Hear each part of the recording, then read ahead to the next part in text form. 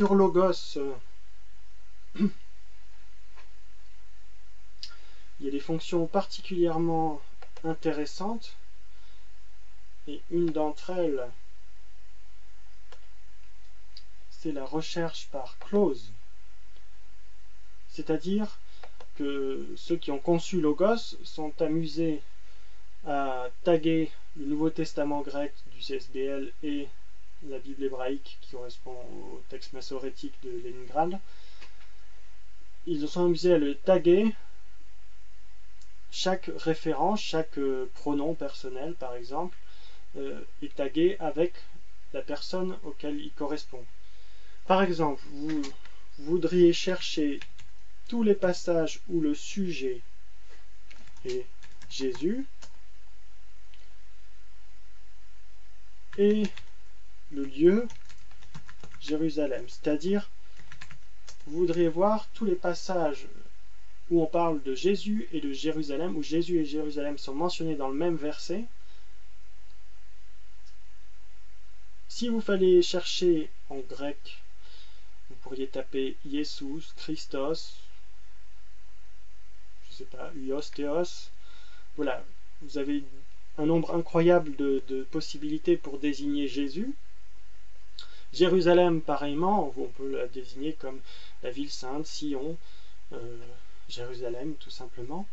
Ce qui est bien, c'est qu'avec ce module-là, on va vous mettre toutes les fois où on a Jésus et Jérusalem dans le même verset.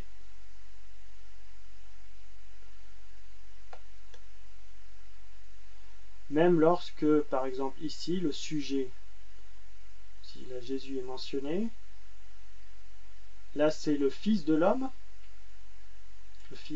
donc vous voyez, Huios tu anthropou, pour désigner Jésus.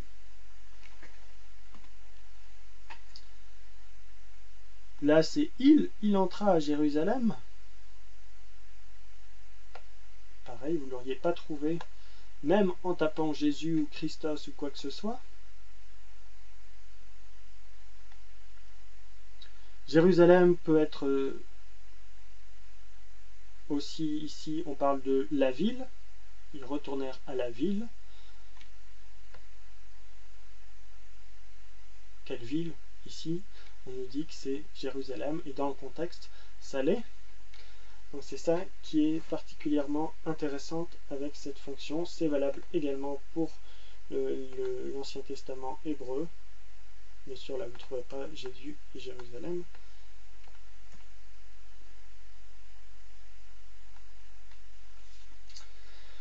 Une autre fonction intéressante, c'est la recherche syntaxique. Pour ça, il faut maîtriser la syntaxe, ce qui n'est pas toujours facile. Par exemple, vous voulez voir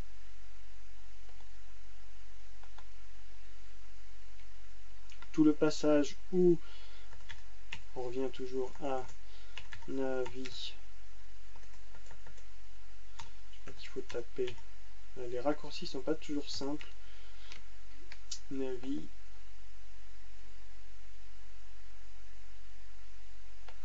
Voilà.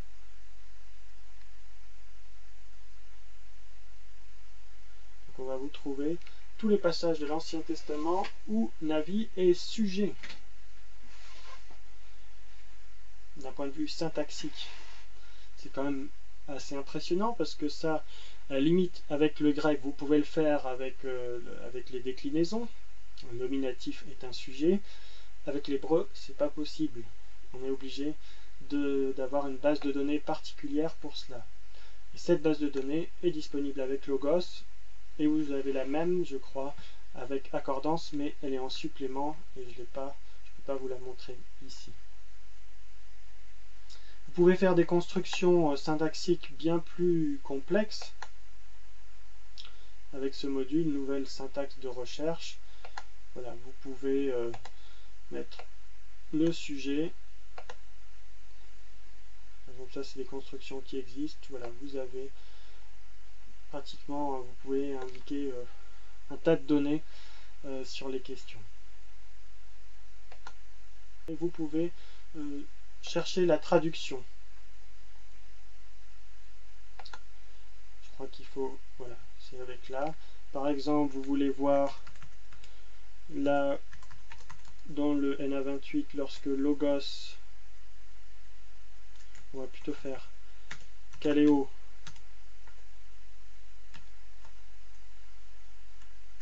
not equals, c'est-à-dire n'équivaut pas. Voilà, j'ai pas, ça marche pas toujours très bien pour faire la recherche, c'est pas toujours très rapide. C'est puissant logos, mais il pourrait améliorer encore leur rapidité, la simplicité pour faire les recherches, surtout pour entrer le grec ou l'hébreu. C'est le défaut de logos. Donc kaleo, qui serait différent du verbe call.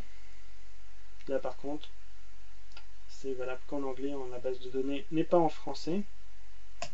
Et on vous donne tous les versets du NA28 où on a kaleo, mais on n'a pas call, on a traduit, et puis c'est même surligné.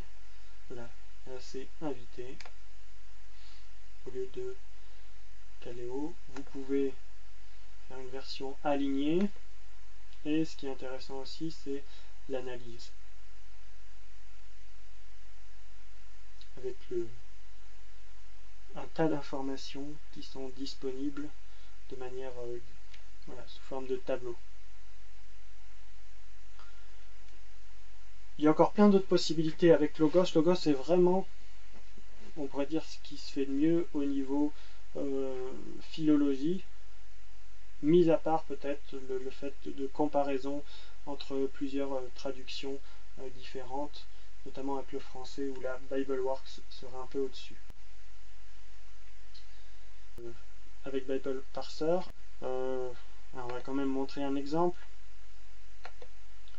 Par exemple, vous pouvez faire voilà, une recherche avec Logos et Théos de manière assez simple, sauf qu'il faut avoir entré les bons mots et que si vous n'entrez pas les bons mots, vous devez recommencer.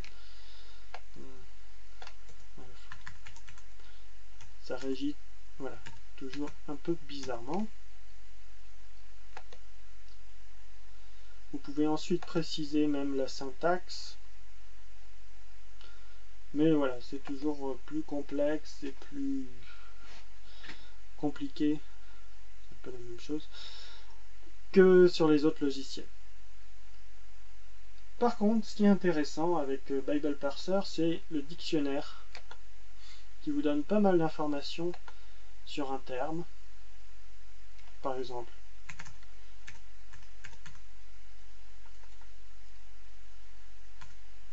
protos.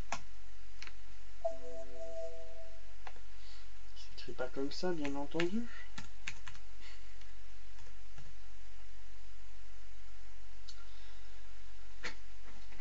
Protos. Voilà, vous avez ici une traduction. Vous pouvez accéder directement au dictionnaire. Vous avez tous les versets où le mot apparaît. Si vous cliquez là, vous aurez la liste un peu plus détaillée.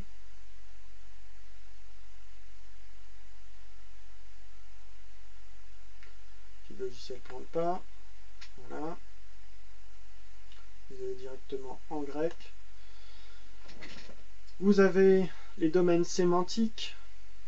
Vous avez les synonymes. L'étymologie, bon, il n'y a pas tellement d'intérêt ici. Les dérivés.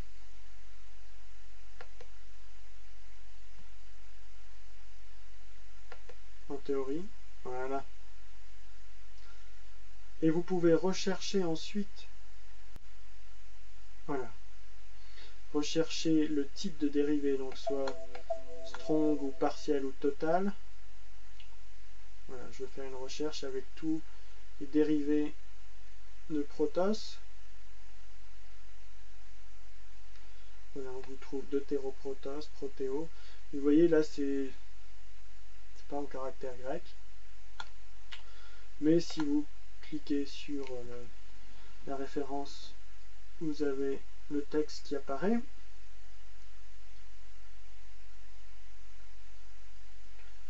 Voilà, vous avez tout un un nombre de renseignements intéressants.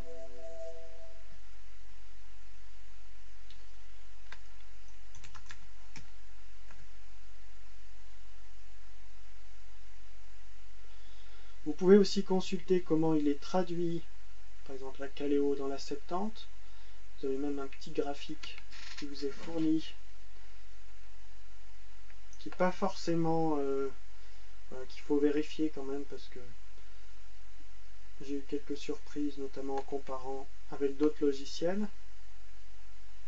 Ça traduit 33%, dans 33% des cas Amar, dans 7% d'Abar. Là vous avez tout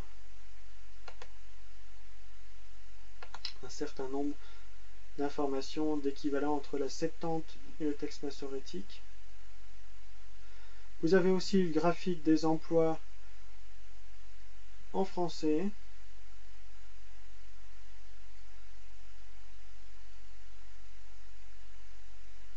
Toujours patienter un petit peu avec Bible Parseur. Voilà, par exemple, Kaleo est traduit dans 79% des cas par appelé, dans 5% par nommé, invité, donné. Et vous avez les mêmes statistiques en anglais, avec les références en plus. Vous voyez, donc il y a tout un tas d'informations assez intéressantes qu'on peut obtenir via ce dictionnaire de grec, ou la même chose en hébreu.